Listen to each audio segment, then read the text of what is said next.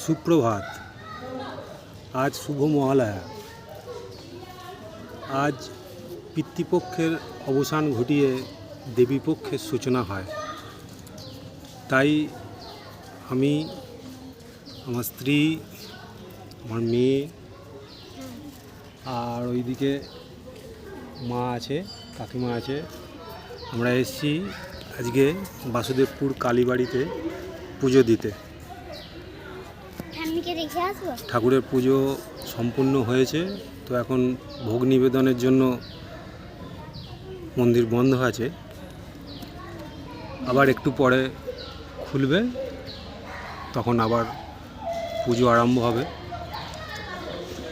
আর এই সময় গঙ্গায় জোয়ার এসছে, গঙ্গায় তর্পণ হচ্ছে, এদিকে তর্পণ হচ্ছে, দেখাচ্ছি আপনাদের।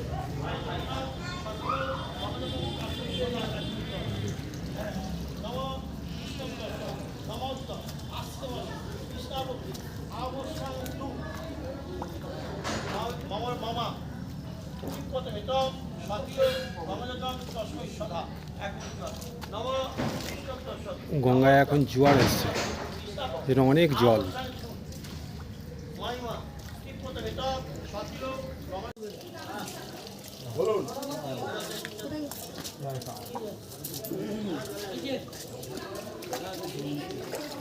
মাটি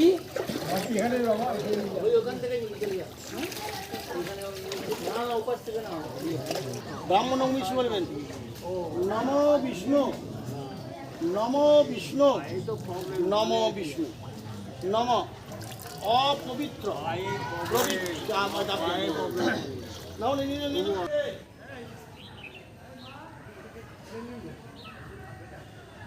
জোয়ারের জলে নদীর দুকুল ছাপিয়েছে। জল প্রায় মন্দিরের কাছেই চলে এসছে। চলুন আপনাদের দেখাই মন্দিরের চারপাশটা। এইটি হচ্ছে বড় বাবার মন্দির।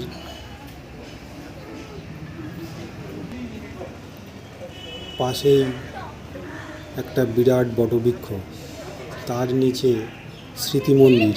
এই মন্দিরেই পুরনো কালী মূর্তিটি আছে।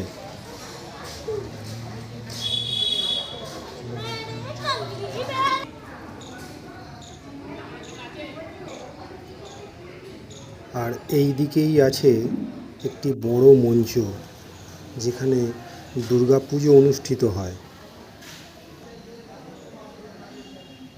আর এইটি প্রধান মন্দির, যেখানে মা বিরাজ করেন। মন্দিরে যাবার দুদিকে গাছগুলো কি সুন্দরভাবে সাজানো। এইখানে ধূপবাতি জ্বলছে, আর আমার মা এখানে বাড়ির থেকে নিজের হাতে ফুলের মালাটি গেঁথে নিয়ে এসছে ঠাকুরকে দেবে বলে।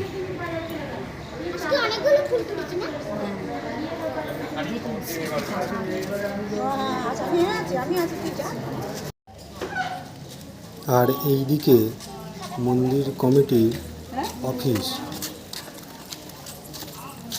আর এই যে সামনে, এইটি হলে ভোলে বাবার মন্দির, যেখানে একটি সুন্দর শিবলিঙ্গ বসানো আছে।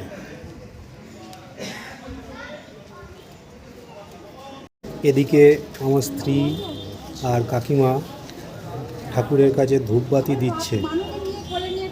মায়ের মন্দিরের দরজা খুলে গেছে, এই যে পুজো আরম্ভ হবে।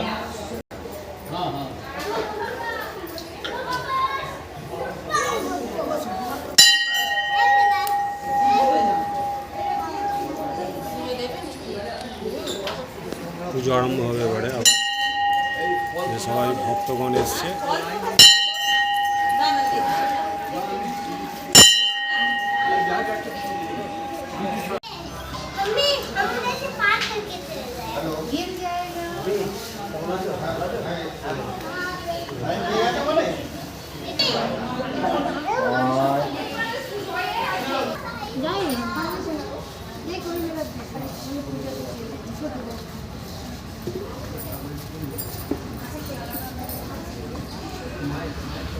পুজো দান সম্পন্ন হলো।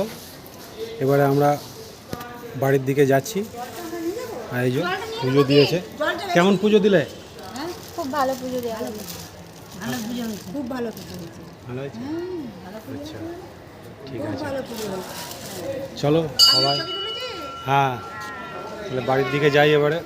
টাটা।